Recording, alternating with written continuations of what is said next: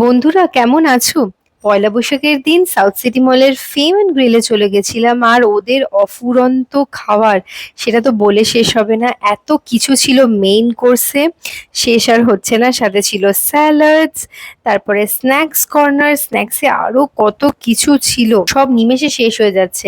আর ওদের ডেজার্ট কাউন্টারের তো কোনো কথাই হবে না, যত তুমি চাও তত খেতে পারো। তাছাড়া মেইন অ্যাট্রাকশন হচ্ছে এই স্টার্টার্স গুলো। আর সপরিবারে চলে গেছিলাম, সবাই আনন্দের সঙ্গে স্টার্টার্স খাচ্ছি। আর সব থেকে আনন্দ করে খাচ্ছে আমার ছোট্ট সোনুই, কারণ ওর কাছে তন্দুরি প্রন আর তন্দুরি চিকেন সব থেকে ফেভারেট। আর জানো তো, আমরা না এই স্টার্টার্স গুলো খেতেই ব্যস্ত ছিলাম, এইটা খেয়েই বেশি পেট ভরিয়েছি। কিন্তু আমার ছেলেটা খাওয়ার থেকে বেশি এই স্পুন আর ফর্ক নিয়ে খেলতেই ভালোবাসে। দেখেছো কি অবস্থা।